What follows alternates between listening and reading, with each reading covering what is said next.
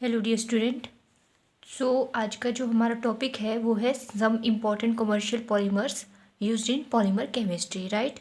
तो सबसे पहले तो आपको पता होना चाहिए कि पॉलीमर केमिस्ट्री क्या है एंड इसकी क्लासिफिकेशन कैसे कैसे की गई है, जिसके ऊपर हमने प्रीवियस लेक्चर में ये सारी बातें डिस्कस कर ली थी, राइट।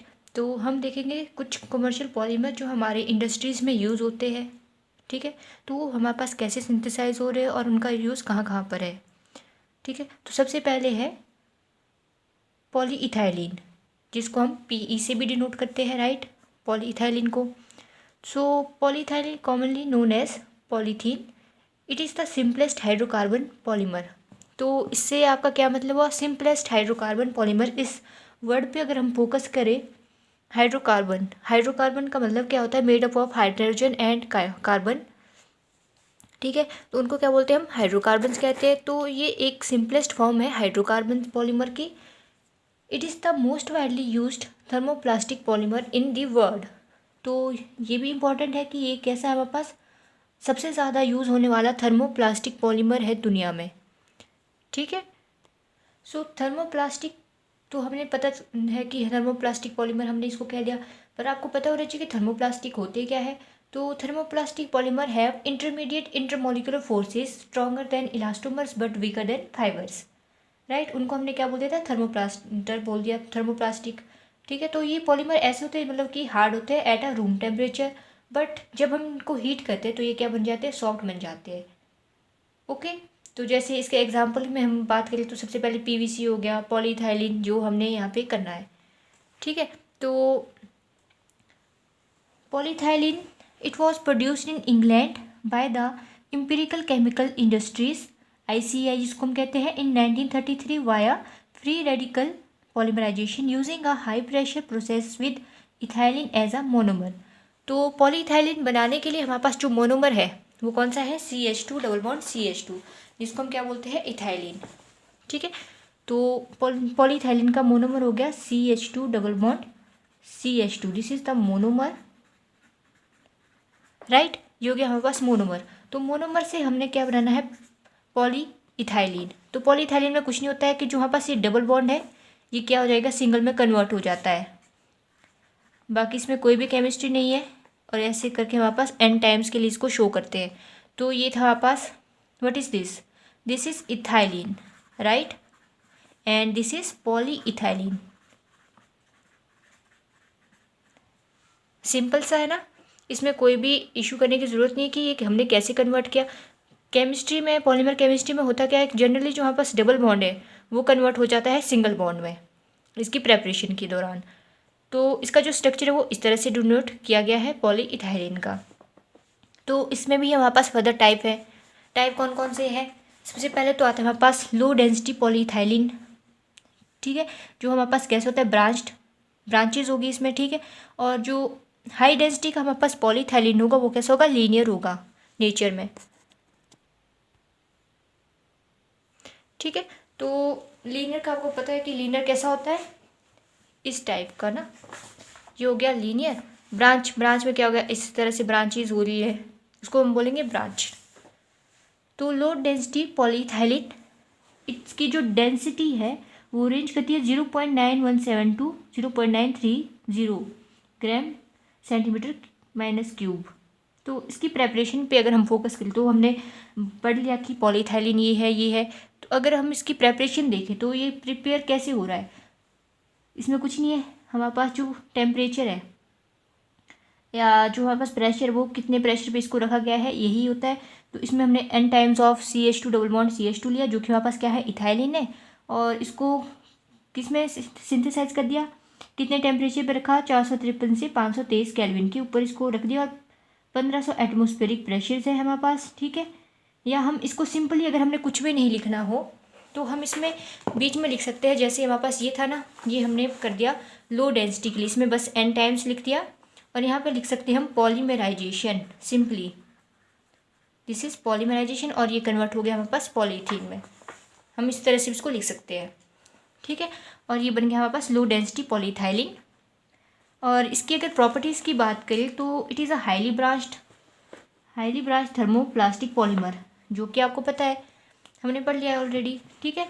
तो due to extensive branching the polythene molecule do not pack tightly which result in low density and low melting point। तो हमारे पास क्या होता है, इसमें बहुत ही ज़्यादा एक्सटेंसिव ब्रांचिंग हो रही है जिसकी वजह से हमारे पास जो मॉलिक्यूल्स है वो टाइटली पैक नहीं हो सकते, जिसकी वजह से इसकी क्या है, डेंसिटी में फ़र्क पड़ता है, डेंसिटी इसकी लो हो जाती है और साथ ही साथ इसका जो मेल्टिंग पॉइंट है वो भी लो हो जाता है। तो ये लिखने की ज़रूरत नहीं है। और उसके बाद हम बात करें तो सॉल्युबिलिटी की, तो it is insoluble in all solvent at room temperature, only at room temperature की बात की गई ना कि रूम टेम्परेचर में कैसे होगा, ये इनसॉल्युबल होगा सॉल्वेंट्स के साथ, ठीक है। While insoluble in many solvents like CCl4, ठीक है, टॉल्विन हो गया, xylene, decalin etcetera at higher temperature. LDPE low density polyethylene has extensive branching that occurs during polymerization process by intermolecular or intramolecular chain transfer reaction as follows। ये इस तरह से इसकी सबसे पहले हमने क्या देखा, इंटरमोलिकुलर चेन ट्रांसफ़र का रिएक्शन करके देखा, CH2 रेडिकल के साथ एंड प्लस इसमें हमारे पास CH2 आर रेडिकल। फिर इसमें हमारे पास क्या हो गया कि जो यहाँ पे हमारे पास रेडिकल था ये हमारा कन्वर्ट हो गया CH3 में, और बाकी जो हमारे यहाँ पे CH2 के ऊपर आ गया हमारे पास रेडिकल का चार्ज, फ्री रेडिकल जनरेट हो गया। बाकी हमारे स्ट्रक्चर में कोई भी चेंज नहीं हो, चेंज बस यहाँ पे हुआ है और इधर वाली स्ट्रक्चर में, यहाँ पे हमारे पास CH3 बन गया और यहाँ पर हमारे पास CH2 के बदले CH रेडिकल हो गया जब हमने क्या किया, इंटरमोलिकुलर चेन ट्रांसफ़र किया। यूजेस की अगर हम बात करें तो low density polyethylene films are mainly used for packing and wrapping of frozen food and textile products. And second है due to inertness to chemicals and resistance to breakage, LDPE used in squeeze bottles, many attractive containers and pipes. तो अगर आपको simply कुछ भी learn नहीं हो रहा है तो आप इसमें लिख सकते हो कि हमारे पास ये यूज़ हो सकता है पाइप्स में, ठीक है। ब्रेकेज का जो हमारे पास सामान होता है उसमें ये यूज़ किया जाता है, और जो हमारे पास इलेक्ट्रिक केबल्स है, ठीक है, तो उसमें भी हमारे पास क्या इसका यूज़ देखने को मिलता है, ठीक है। तो सेकंड है हाई डेंसिटी पॉलीइथाइलिन के बारे में पढ़ेंगे। तो इसमें प्रेपरेशन देखें तो प्रेपरेशन में इसमें इंपॉर्टेंट है ज़िग्लर-नाटा कैटालिस्ट, ठीक है। तो ज़िग्लर-नाटा कैटालिस्ट यूज़ किया जाता है हमारे पास जब हम हाई डेंसिटी पॉलीइथाइलिन पॉलीमर को बनाते हैं।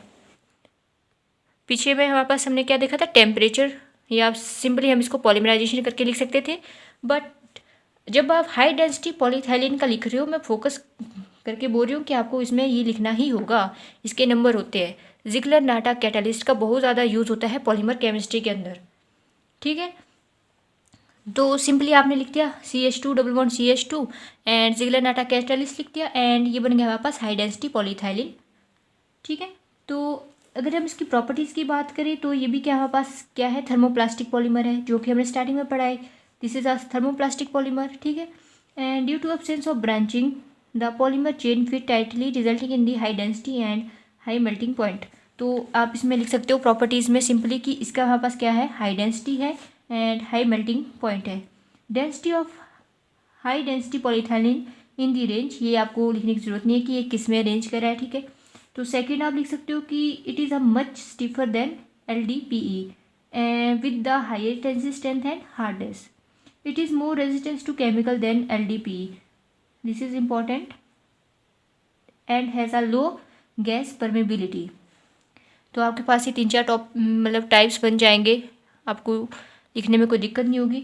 फिर अगर यूजेस की बात करें तो ये हमारे पास कहाँ कहाँ यूज़ हो रहा है, in the manufacture of toys, food storage containers, drain pipes होगी, देखो ना खिलौने होते जो, ठीक है, कोई भी टॉयज़ हो गए जैसे खाने के जो हमारे पास स्टोरेज के कंटेनर्स होते हैं, ड्रेन पाइप्स होगी, उनमें हमारे पास इसका यूज़ होता है। In the production of plastic bottles, पानी की जो प्लास्टिक की बॉटल्स होती है उनके प्रोडक्शन में भी क्या यूज़ होता है, हाई डेंसिटी पॉलीइथाइलिन यूज़ होता है, ठीक है। Containers for milk, motor oil, shampoos, shampoo तो डेली लाइफ का है, conditioner, detergent, bleaches. I hope आप इतना लर्न कर सकते हो। बकेट्स हमारी होगी, डेली लाइफ की चीज़ों में बहुत ज़्यादा यूज़ होते हैं ना, इलेक्ट्रिकल इंसुलेटर्स।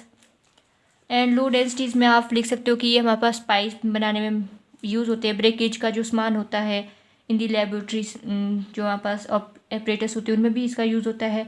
इलेक्ट्रिकल केबल्स में होते हैं, क्योंकि ये क्या होते हैं, नॉन पोलर होते हैं नेचर में, ठीक है। एंड इसकी जो इंसुलेशन ऑफ इलेक्ट्रिक केबल्स है वो क्या होती है, गुड होती है, इसलिए ये यूज़ किए जाते हैं फॉर इलेक्ट्रिकल केबल्स, ठीक है। ये हो गया हाई डेंसिटी के, and this is for low density polyethylenes के लिए।